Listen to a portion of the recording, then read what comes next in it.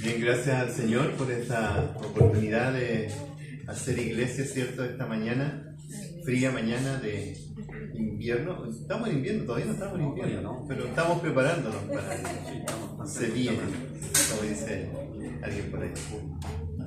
Recordar, gracias a Dios por todos los que hacen posible que nosotros nos paremos aquí simplemente a predicar la palabra. Hay muchas personas detrás que están haciendo los aseos de la semana. No olviden, los diáconos están haciendo una lista de familias que estamos colaborando para que el aseo se mantenga en este lugar que cobija a la iglesia. No olvidar la canasta de amor también. Es algo que nos bendice, porque la palabra del Señor nos enseña, ¿cierto?, que es más bienaventurado dar que recibir. Así que nuestros compromisos de amor también allí con la canasta de alimentos. Las reuniones en casa, como ya compartíamos, los días jueves o viernes, cada 15 días. Si tiene como interés, los ancianos de la iglesia, mi hermano Benjamín y yo, estamos en el sector de Villa Los Ríos, mi hermano Alexi en el sector centro y nuestro hermano Yona en el sector... ¿Qué sector es, hermano Yona? Sur. Sí. Costa, yendo hacia la costa, ¿no?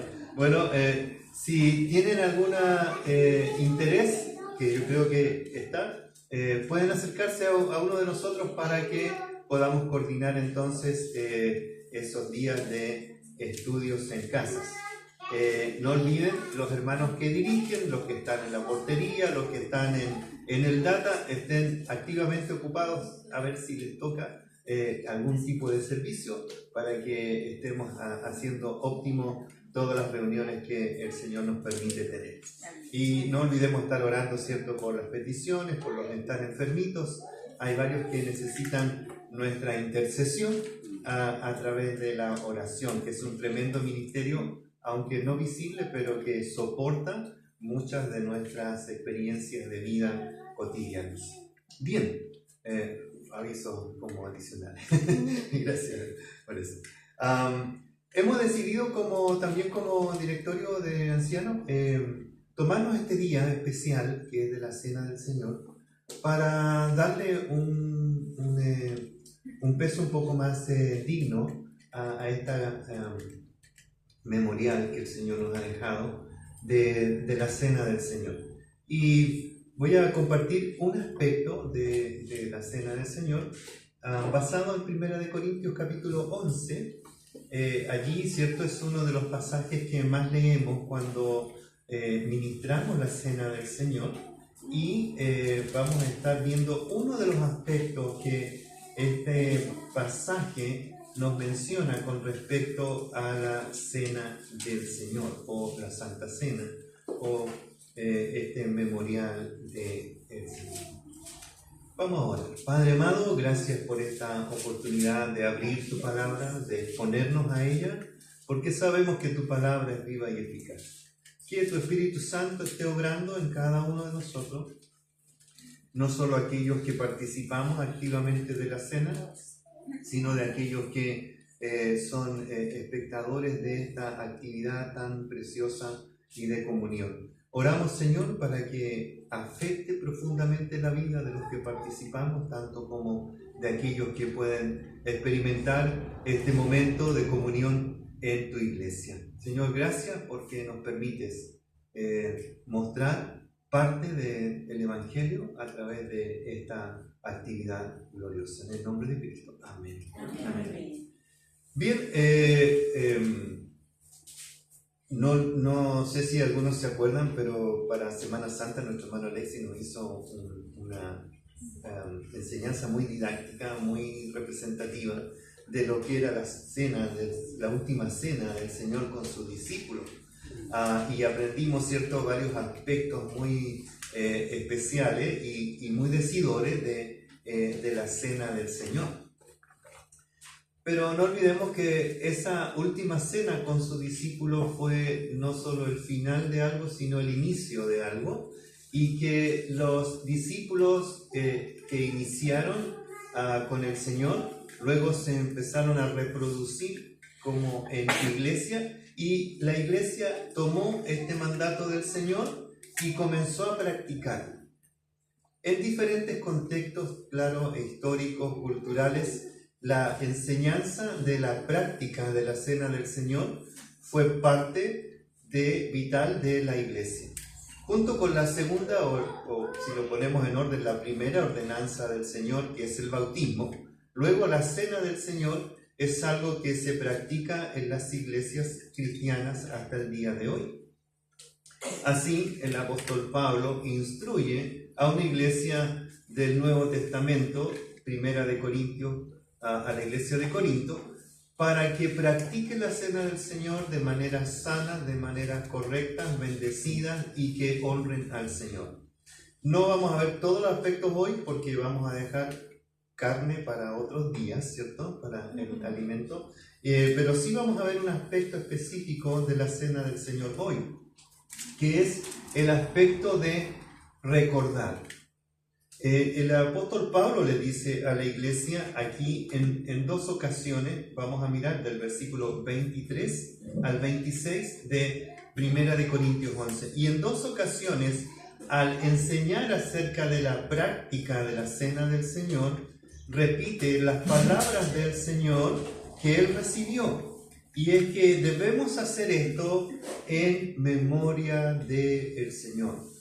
Por eso el apóstol Pablo, tomando palabras del Señor, dice que el Señor, cuando practicó la cena con sus discípulos, les enseñó que debían hacer esto en memoria de mí. Y esa es la frase que vamos a estar exponiendo en esta mañana tarde. En memoria de mí. Se dice que algunos tienen memoria de elefante. ¿Han escuchado esa frase? Memoria de elefante. Así que no olvidan nada. Obviamente es un eufemismo, porque eso de no olvidar nada es como muy subjetivo. Los estudios dicen que nosotros somos todos selectivos en cuanto a nuestra memoria. Y que en ocasiones tenemos recuerdos que hemos y lo dicen los estudiosos y también en la práctica, recuerdos que quizás ni siquiera son recuerdos que nosotros hemos como generado en nuestra imaginación y los hemos incorporado como recuerdos. Hay personas que dicen que se acuerdan cuando estaban en el vientre de la mamá. Hay personas que dicen que han tenido como experiencias como de ese tipo, ¿no? Y hay algunas técnicas psicológicas que dicen que pueden ayudar a las personas a recordar esos momentos que son como que están en el subconsciente. Bueno, tema para otro día, pero la verdad es que somos selectivos en cuanto a nuestra memoria. A veces tendemos a recordar aquellas cosas que nos son agradables, y en otras ocasiones tendemos a recordar cosas que nos fueron desagradables, pero que marcaron un hito en nuestra experiencia de vida. A veces tendemos a recordar esos hitos que son importantes no solo como individuos, sino que colectivamente en la historia, ya tanto sea de un pueblo o de una familia, e incluso de la humanidad toda. Y tendemos a recordar eso. Y además, como sociedades y como familias y como individuos, tendemos a generar momentos para no olvidar. Los cumpleaños, por ejemplo, los aniversarios. En nuestro país recordamos efemérides, ¿no? Cada vez menos, pero ahí están. Y lo que hemos aprendido, ¿cierto?, en el colegio, que tenemos que acordarnos de algunas efemérides, y cuando nuestra memoria está conectada con eso, y nuestra sociedad ha dejado de querer recordar, nosotros decimos, pero que hoy día es el día de tal cosa, pero no lo sé. Sí, pero nosotros nos acordamos. ¿Por qué? Porque se nos grabó ese evento en nuestra memoria. Dicen que hay memoria colectiva también, ¿no? Y eso también es parte de la experiencia de la historia que compartimos. Bueno, ¿quién no ha perdido algo? y no sabe dónde lo dejó. Tal vez tenemos mala memoria. O yo debo ser honesto y muchos ya saben que yo olvido los nombres y por eso tengo la tendencia de cambiarlo. Entonces, olvido los nombres, olvido los apellidos, me olvido de dónde dejé las llaves y a veces perdemos mucho tiempo porque no recordamos dónde quedaron las cosas que normalmente son importantes, ¿no? Alguien andaba buscando una Biblia hoy día. Bueno, la memoria es algo importante. Recordar es algo importante. Se dice que tenemos que ejercitarla porque la memoria es como un músculo que debe ser estimulado y ejercitado continuamente. Para los hijos de Dios es algo de mucho valor recordar. Estamos predicando el libro de Josué y cuántas veces escuchamos o leímos en el texto que los judíos, los israelitas, juntaron estas piedras en diferentes momentos de su historia y en el libro de Josué para no olvidar. Pero no solo para no olvidar, sino que para traer a la memoria y recordarle a los hijos de los hijos lo que ocurrió en ese momento. Así que era un memorial y estas piedras allí juntas que quizás cualquier persona que pasaba diría, ¿y qué? ¿Para qué? Pero ellos sabían de qué se trataba. Bien. La Biblia insiste en que nosotros debemos recordar. Dios nos hizo con esta capacidad de retener información y recordar esa información para que nos sirva en el futuro. No solo guardamos información útil para beneficiarnos a nosotros. La Biblia dice que debemos guardar información útil para compartirla con otros también. Así el Salmo 77 que leíamos hace poco, donde el salmista hace este ejercicio, estuvo en un momento de mucha dificultad, y si ustedes leen el Salmo 73, es el mismo autor, estuvo en momentos de mucha dificultad, y él dice, para poder administrar esa circunstancia difícil, traigo a la memoria cosas que son de mucho valor, y que me van a permitir avanzar. Entonces, el recordar es como acopiar una información útil que en momentos de necesidad yo puedo echar mano de ella. Es como saber primeros auxilios. Cuando alguien está en un problema y los que han aprendido ciertas habilidades de primeros auxilios son capaces de reaccionar rápidamente y saber qué hacer. Y muchas veces han salvado vidas con eso. La palabra del Señor nos dice que al recordar aquellas cosas que son de vital importancia, nos van a ser preventivos para en tiempos difíciles poder tomar eso y aplicarlo a la experiencia del momento. El que no guarda verdades fundamentales de Dios en su palabra no va a tener las herramientas para poder administrar tiempos difíciles en el futuro. Y vendrán, dice el Señor. Y Pedro dice, para todos nosotros van a haber dificultades porque vivimos en un mundo de mucha necesidad. El Nuevo Testamento entonces nos amonesta también a no olvidar, a no ser oidor olvidadizo. ¿Se acuerdan ustedes ahí de Santiago 1:15? Que no seamos como aquel hombre que escucha pero luego se olvida. Es un peligro olvidar en el contexto de nuestra relación con el Señor. ¿Sí? Cuando una persona empieza a olvidar quién es en relación a Dios, en relación a Cristo, a su palabra, está en un peligro muy grave. Especialmente en cuanto a nuestras permanente y creciente fidelidad al Señor. Apocalipsis capítulo 2, versículo 4 al 5, el mismo Señor Jesucristo le dice a la iglesia de Éfeso, tengo algo contra ti, que has perdido tu primer amor, te has olvidado de con quién estás unido, de con quién estás casado, entrando en esa relación de intimidad matrimonial entre Cristo y la iglesia, y el Señor le dice a la iglesia de Éfeso, has perdido tu primer amor, y le receta que recuerde de dónde ha caído, que se arrepienta y haga las obras primeras. Pero lo primero que le recomienda a la iglesia que ha perdido ese amor primero es que recuerde de dónde ha caído y quién lo ha traído a la relación íntima que él tiene. Qué terrible es cuando una iglesia pierde su capacidad de recordar de quién es Cristo en su vida íntima. Y por eso tengo que estar muy consciente de que mi memoria espiritual es frágil, es muchas veces atacada por enemigos externos e internos, y entonces debo estar continuamente ejercitando mi memoria espiritual para no perder esos principios fundamentales sobre los cuales debo vivir. Imagínate que ocurriera esto en mi propio matrimonio, que yo me empiece a olvidar de por qué estoy casado con mi esposa, y que entonces un día yo ande por la calle y encuentre a otra persona y diga, bueno.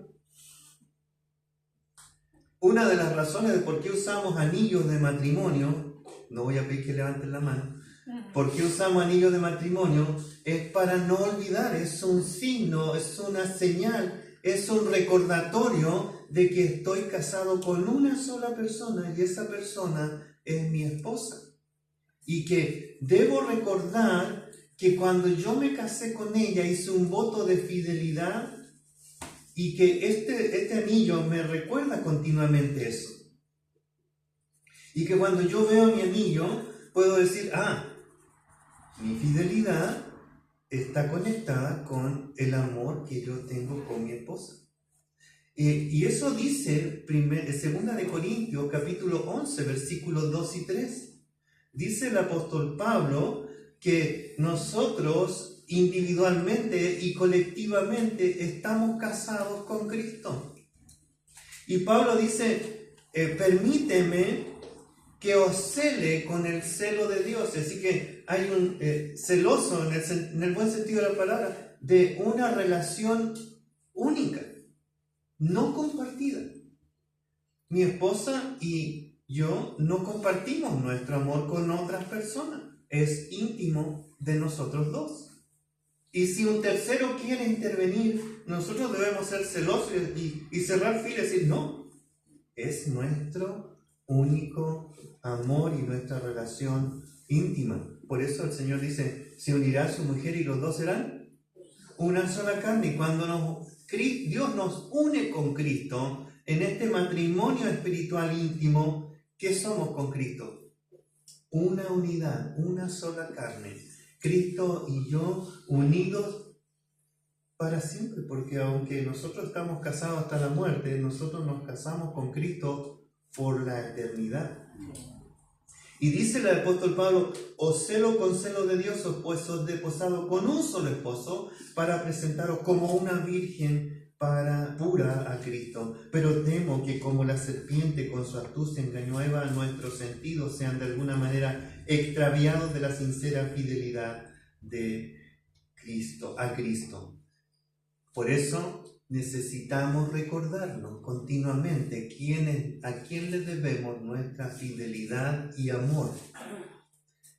Uno de los medios por los cuales el Señor nos permite continuamente recordar esta unión preciosa entre Cristo y nosotros es la cena del Señor. Actividad memorial nos conecta con las verdades fundamentales del por qué y el cómo somos hechos hijos de Dios. Así entonces, nuestra relación, nuestro compromiso, nuestra responsabilidad de fidelidad a Dios debe ser recordada continuamente a través de estos medios de gracia que el Señor nos ha dado. La cena del Señor es uno de esos medios que Dios, a través de su palabra, de manera muy específica nos dejó para la iglesia. Él ha provisto este medio para que nosotros, los hijos de Dios, no olvidemos nuestra unión íntima con Cristo y lo que eso significa para nuestras vidas. Ahora, ¿quién nos ayuda a recordar? Obviamente es Dios mismo, el Dios Espíritu Santo, con su palabra revelada. Y qué precioso es. Y damos gracias a Dios por eso. Por el Espíritu Santo que nos ha sido dado y porque el Espíritu Santo en su poder y capacidad sobrenatural reveló e inspiró a los hombres para que escribieran su preciosa palabra que hoy día nosotros podemos abrir con tanta libertad y leer y poder recordar lo que Él quiere que nosotros recordemos. Juan capítulo 14, versículo 26 dice: el mismo Señor Jesucristo, más el Consolador, el Espíritu Santo, a quien el Padre enviará en mi nombre, Él os enseñará todas las cosas y os recordará lo que yo os he dicho. Porque Dios sabe que nosotros hemos sido profundamente dañados en nuestra naturaleza y por lo tanto Él sabe que el pecado ha afectado nuestras memorias también. Nuestras relaciones se ven dañadas porque nuestra memoria empieza a fallar. Y por lo tanto el Espíritu Santo viene como un ayudador a nuestras debilidades de perder de vista las cosas fundamentales de la vida y de nuestra relación con el Señor. Y por eso Él dice: Él os recordará todo lo que yo os he dicho. Es el Espíritu Santo entonces que trae a la memoria la preciosa palabra de Dios y las verdades fundamentales que nos mantienen conectados en fidelidad a nuestro Salvador. Si no fuera por la asistencia del Espíritu Santo, nuestra perseverancia y fidelidad no podrían ser. El Hijo de Dios en este tiempo de la gracia, porque hemos sido salvados, justificados en el pasado y santificados en este tiempo presente para la glorificación futura, en este tiempo es el Espíritu Santo que sostiene a todo hijo de Dios para que persevere hasta el fin. Si dependiera únicamente de nosotros, no podríamos mantenernos un día fieles al Señor. Pero gracias a Dios que Él envía al Espíritu Santo para que more en cada hijo de Dios y para que nuestra mente, nuestro corazón, cada vez sea más sensible a la obra y a la ayuda del Consolador, recordándonos, debemos conectarnos con la palabra revelada de Dios. El Espíritu Santo trabajará en nuestras mentes, en nuestros corazones, solo si nosotros estamos conectados con su palabra. En la medida que te conectas con la palabra de Dios, el Espíritu Santo traerá a la memoria aquellas cosas que son fundamentales y trascendentales para la vida y perseverancia del Hijo de Dios. Así que el Espíritu Santo trabaja con la palabra para que tú y yo podamos recordar y no olvidar. Y qué importante, hermano. Tristemente hemos hecho el ejercicio de dejar de conectarnos con la palabra del Señor por algún tiempo, a lo mejor breve, pero qué doloroso es cuando empezamos a vivir bajo nuestros propios preceptos, nuestras propias ideas, tomando decisiones basadas en nuestra propia sabiduría. Y la palabra del Señor, el libro de Proverbios, capítulo 3, dice que es una necedad vivir bajo nuestra propia sabiduría.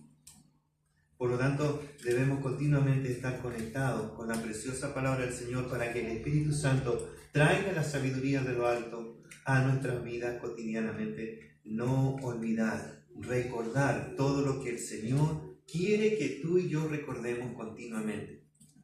La cena del Señor es uno de esos elementos que nos ayuda a recordar. ¿Y qué debemos recordar cuando tomamos la cena del Señor? Bueno, dos cosas que son muy evidentes en el texto. Según 1 Corintios capítulo 11, versículo 23, porque yo recibí del Señor lo que también os he enseñado. Es decir, que Pablo estaba transmitiendo para no olvidar esta enseñanza. Que el Señor Jesús, la noche que fue entregado, tomó pan y habiendo dado gracias lo partió y dijo: tomad, comed, esto es mi cuerpo que por vosotros he partido, haced esto en memoria de mí. Lo primero que debemos recordar es que el Señor Jesucristo entregó su cuerpo en sacrificio para nosotros ser redimidos, salvados, justificados por el Señor. Primero que debemos recordar entonces al tomar la cena del Señor es lo que el Señor explícitamente dice en su palabra. Esto es mi cuerpo. No olvide, yo entregué mi propio cuerpo. No olvide, en positivo decir, recuerda a través de la cena verdades fundamentales de nuestra realidad y relación con el Señor. Es la verdad de nuestra nueva vida vinculada íntimamente con la vida de Cristo, sostenida con el poder del Espíritu Santo y planeada desde la eternidad por el Padre. Es el Dios Trino involucrado en nuestra vida. ¿Qué quiere entonces que el Señor, que recordemos en su cena? Su cuerpo partido por nosotros. Juan capítulo 1, versículo 14 dice, aquel verbo fue hecho carne. Aquel verbo fue hecho carne y habitó entre nosotros.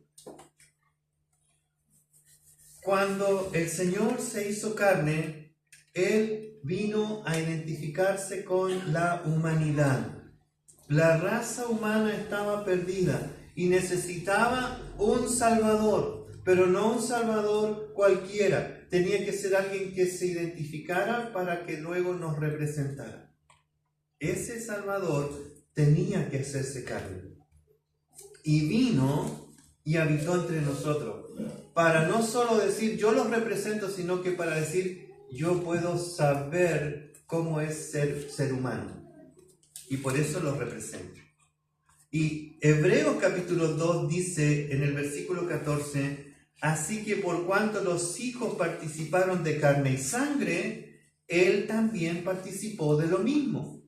Cristo se encarnó para identificarse con la humanidad, para luego poder llevarnos con Él delante de Dios Padre. En su amor sacrificial, Él nos representó, se hizo uno de nosotros, porque nosotros no podríamos nunca presentarnos delante del Dios Santo y Justo del universo. Ninguno de nosotros, ni el hombre más bueno, humanamente hablando, podría acercarse a la presencia de Dios porque no hay justo ni aun uno. El hecho de que Cristo se humanara humilla toda idea de bondad en el hombre. Es que Cristo tuvo que hacerse hombre para identificarse con el hombre. Pero este Cristo que se hizo hombre también tenía la particularidad de que aunque era carne, era 100% Dios. Y como era 100% Dios, Él era sin pecado. Y como era sin pecado, Él podía entrar delante de Dios sin ningún problema. Un hombre sin pecado accediendo a la presencia de Dios. Es lo único que podía acercarnos a Dios. Y por eso Dios resuelve el problema enviando a su Hijo. Dice Primera de Juan, capítulo 4, versículo 2, en esto conoced el Espíritu de Dios. Todo espíritu que confiesa que Jesucristo ha venido en carne es de Dios. Así que lo primero que aprendemos y debemos recordar, dice a través de la cena del Señor, es que Él entregó su propio cuerpo por nosotros. Su carne fue molida por nuestros pecados. Cuando Él ascendió a la cruz, fue en su humanidad que Él sufrió. Y ascendió allí porque Él podía hacerlo. Él pudo llegar a la presencia de Dios y decir, yo represento a este hombre, a esta mujer, para que pueda recibir salvación. Ninguno de nosotros podríamos nunca presentarnos delante de Dios. Solo el Dios encarnado en la persona de Cristo Jesús. Lo segundo que recordamos en la cena del Señor es la sangre derramada. Versículo siguiente ahí dice, versículo 25, esta copa es el nuevo pacto, en mi sangre haced esto todas las veces que la bebierais en memoria de mí, en memoria de la sangre derramada de Cristo. Ahora, no tomamos la sangre de Cristo, es un memorial, es un recordatorio, es un simbolismo que tomamos para no olvidar. Primera de Juan, capítulo 5, versículo 6, este es Jesucristo quien vino mediante agua y sangre, y no mediante agua solamente, sino mediante agua y sangre. Y el Espíritu es el que da testimonio, porque el Espíritu es la verdad. En la sangre estaba la vida, dice Levítico 17:11, y por lo tanto era necesario el derramamiento de la sangre, de la vida de Jesús, para que nosotros pudiésemos tener vida en Él. Cuando dice que mi sangre fue derramada y que esto es representación del sacrificio, Él está diciendo solo por derramamiento de sangre hay perdón de pecado. Eso decía en el Antiguo Testamento, y ¿se acuerdan ustedes? La primera vez que se derramó sangre inocente para salvar al pueblo de Israel fue en el día de la Pascua saliendo de Egipto. Y el pueblo siguió recordando este evento para no perder la memoria de este evento histórico de liberación en su vida, pero también este evento histórico apuntaba a algo mucho más grande. Y cuando Jesús toma la última cena con sus discípulos, dice: esta es la realidad de la verdadera Pascua, porque yo soy el Cordero, yo soy la víctima pascual, yo soy el Cordero expiatorio, yo soy el que puede derramar sangre y carne para liberar a muchos. Cuando Jesús aparece en la historia, inmediatamente el Espíritu Santo le recuerda a Juan el Bautista que Él es el Cordero de Dios. Y cuando lo ven, Él le dice a sus discípulos: miren, este es el Cordero de Dios, enviado por el Padre para sacrificio de los pecados de muchos. Él fue enviado y en obediencia voluntaria, sostenido por el poder del Espíritu Santo, vino a este mundo, subió a la cruz, derramó hasta la última gota de su sangre para pagar por todos nuestros pecados. Cuando crees en Cristo y su obra expiatoria de justificación, ese sacrificio se aplica a ti y a mí. No solo es suficiente, sino que también es eficiente para salvar a todo aquel que clama por salvación y perdón del pecado. Entonces, ¿qué me hace recordar la cena del Señor? En términos generales, me humilla. Me hace recordar mi pecaminosidad, mi incapacidad, mi necesidad. Pero en términos particulares me hace recordar la bondad de Dios, que no tenía que hacer lo que hizo para salvarnos, pero en su misericordia y bondad se desbordó en amor, planeando desde la eternidad lo que llamamos hoy la redención, el rescate de ti y de mí, de todos los perdidos, que a través de una obra que no solo aplaca y satisface la ira de Dios, sino que también nos da esta nueva vida y nos hace capaces de estar por siempre en su presencia. Eso recordamos hoy en la cena del Señor. ¿Oramos?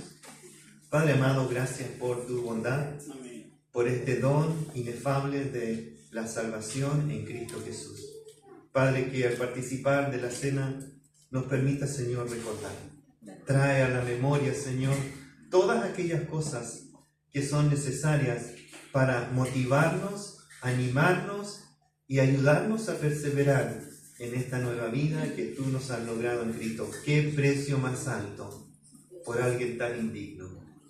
En el nombre de Cristo. Amén.